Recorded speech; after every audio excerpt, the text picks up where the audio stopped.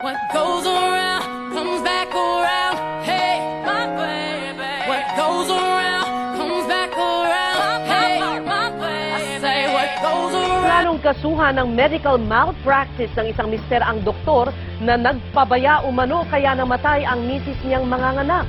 Pero aminado ang Philippine Medical Association, wala pang doktor na napaparusahan dahil sa medical malpractice. Magbabandila si Shara Zambrano.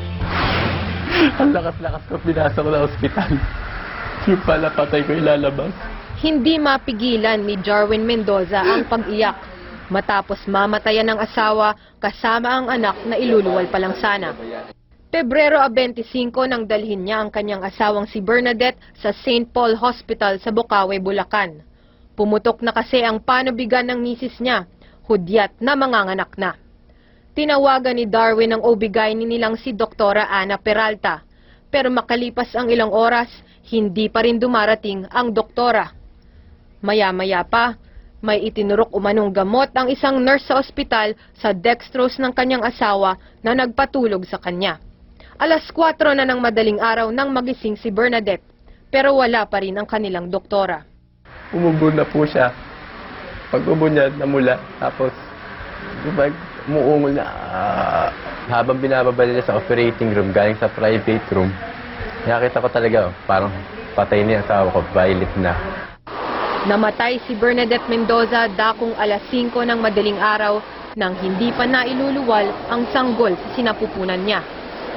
Sinubukang kunan ng pahayag ng ABS-CBN si Doktora Peralta, pero sarado ang klinika nito. Wala ring humarap mula sa St. Paul Hospital. Balak ni Jarwin na magsampa ng kasong medical malpractice laban kay Doktora Peralta at sa ospital. Aminado naman ang Philippine Medical Association o PMA na wala pang doktor na napaparusahan dito. Sa pagkaalam ko, tungkol sa practice, wala sa pagkaalam ko. No? Ayon pa kay Dr. Del Rosario, 50 kaso na ng medical malpractice ang nahawakan niya mula 2008. Pero na-dismiss lang ang karamihan dito. Mahirap kasing patunayan ang kapabayaan. Kasi hindi naman lahat ng complaints na kasalanan ng doktor. No? Maaaring misunderstanding lang.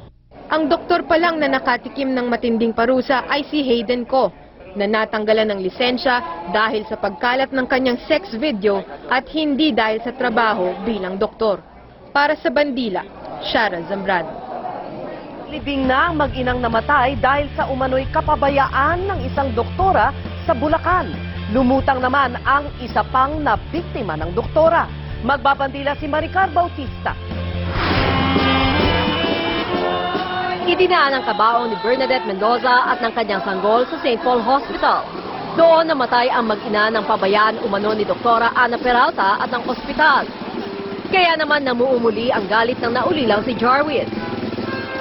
Sa simbahan, hindi napigilang bubuhos ang luha ng mga kapamilya at kamag-anak ng mag-inang Bernadette bago sila tuluyang inilibing sa Cruz Sawawa Cemetery sa Bocaue, Bulacan. Nakiramay sa pamilya Mendoza ang isa pang pasyenteng napabayaan din umano ni Doktora Peralta.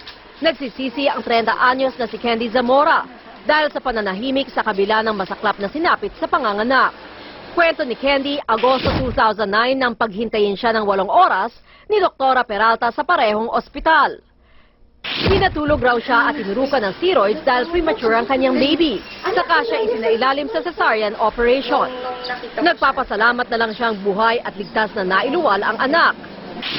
Pero ilang araw lang matapos manganak, nagulat si Candy sa paglabas ng nana sa hiwa sa kanyang tiyan. Sabi pa ni Candy, aabot ito sa kalahating tabo. Ang videong ito ay kuha mismo ng kapatid ni Candy habang pinalalabas ang nana. May vaginitis daw ako, na-infect daw yung mismong mattress ko. Kaya daw, galing daw sa mattress itong nana na nakikita ko. Dahil dito, muli raw inoperahan ni Doktora Peralta si Candy. Ang labis na pinagsisisihan ni Candy, ang hindi niya pagsasapagan ng kaso laban sa doktora. Kung hindi siguro malakas loob ko, kung hindi siguro malakas yung katawan ng anak ko, siguro hindi. Ako siguro yun. Ako siguro yun. Ngayon, sasama si Candy kay Jarwin sa pagsasampa ng kasong medical malpractice sa ospital at kay Doktora Peralta. Sobrang masaya, nakakalubag ng loob kasi at least alam namin, hindi lang kami nag-iisa. Ayon kay Jarwin, may mga iba pang lalantad na naging pasyente din ng doktora. Hinihintay na lang nila ang resulta ng autopsy sa kanyang mag-ina. Pinuntahan muli ng ABS-CBN ang klinika ni Doktora Peralta pero sarado pa rin ito. Wala namang humarap na opisyal ng St. Paul Hospital at sa mga susunod na araw pa maglalabas ng pahayag. Para sa Bandila, Maricar Bautista. Medisina, isang sangay ng siyensya na naglalayong mapabuti at mapalusog ang ating pamumuhay. Nagbibigay ito ng mga patnubay kung papaano mapapahaba ang buhay at mapapanatiling malusog ang ating katawan. Madami sa ating nangangarap na maging isang doktor. Ngunit, ano-ano nga bang mga kailangan para maging isang doktor?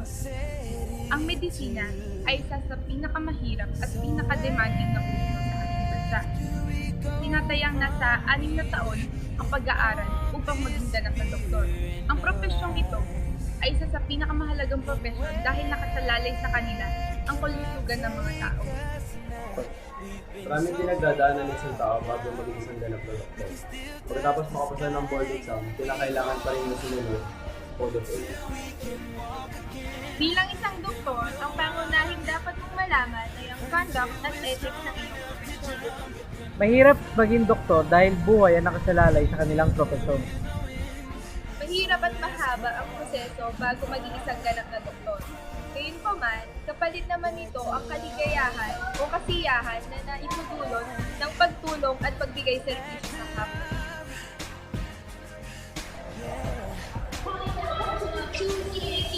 Ano nga ba ang medical malpractice? At ano nga ba ang pwedeng kaparusahan ng mga gumagawa?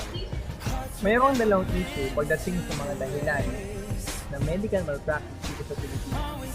Yan ay ayon kay Dr. Francis Lee, ang Linya Medical School dito sa San Beda. Ayon sa kanya, ang unang factor daw ay ang competence ng isang doktor. Dahil kung isang doktor daw ay hindi competent o mahusay sa kanyang larangan, malamang sa hindi magkaroon ng malpractice sa treatment, sa diagnosis, o sa pag-opera sa isang pasyente. Ang ikalawang factor ayon sa kanya ay ang communication sa pagitan ng mga doktor na nanggagamot at ng doktor sa kanilang mga pasyente.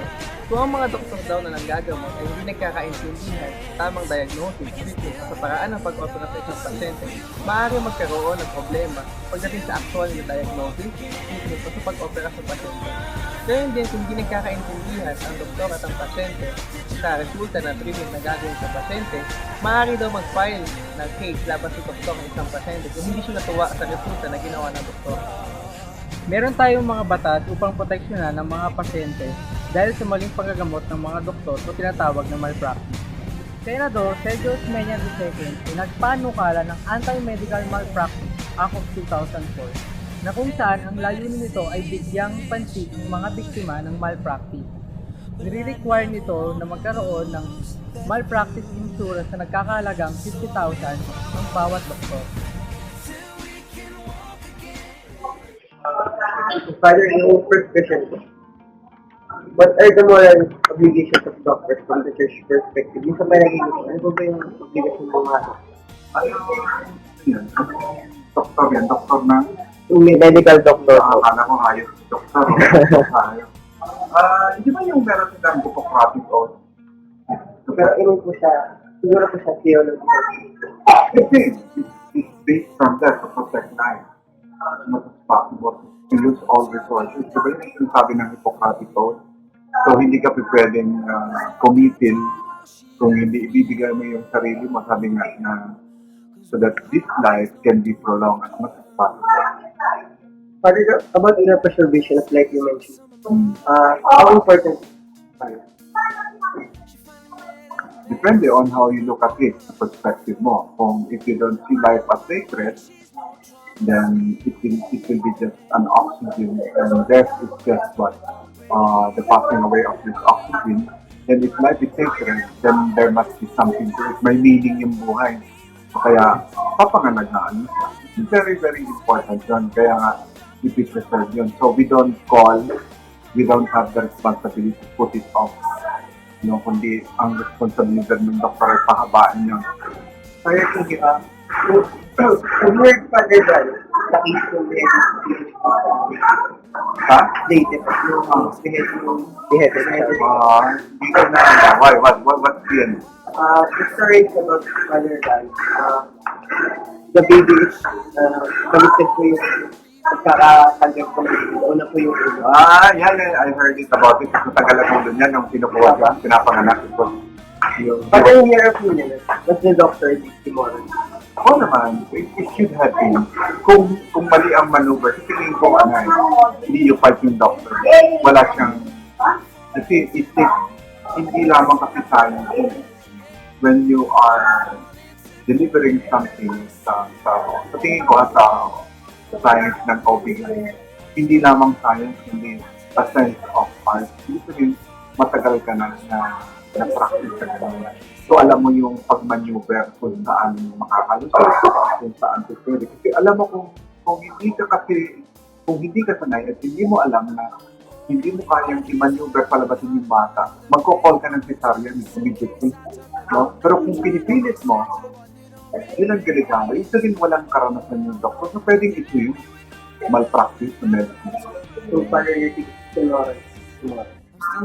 Immoral in a sense na napatay mo yung bata because of his or her experience. Father, the last question. From a theological perspective, medical profession is important for you. Oo naman, very important.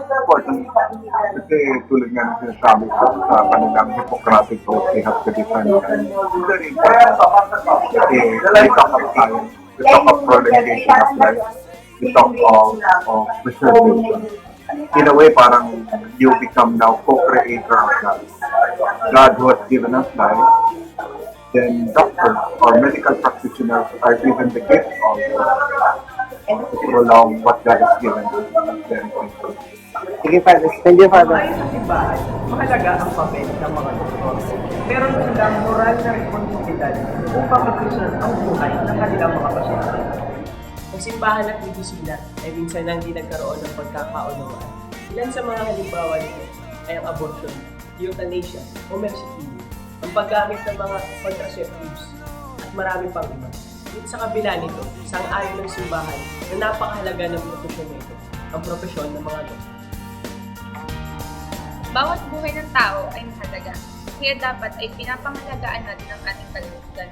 Dahil hindi porket may doktor, ay ibig sabihin ay magagamot na tayo sa ating karamdaman.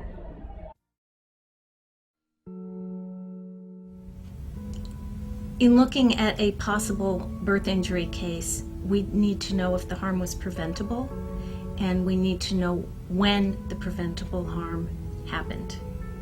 There are certain steps that we take in evaluating a possible birth injury case, and the first and most important step is really talking to the family and seeing their baby.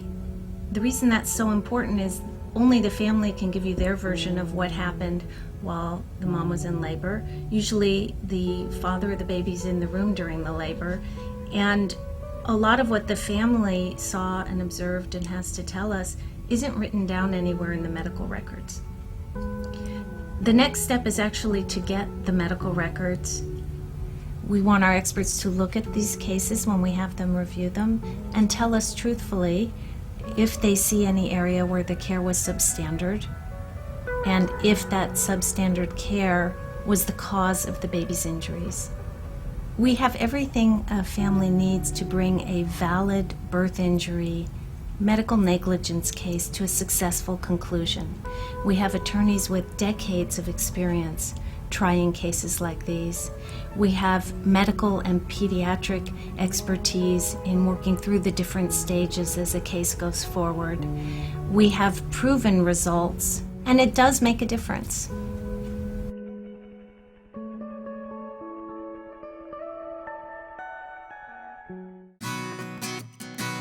Cut the music up a little louder. Yeah. You had a lot of crooks try to steal your heart. Never really had luck, couldn't never figure out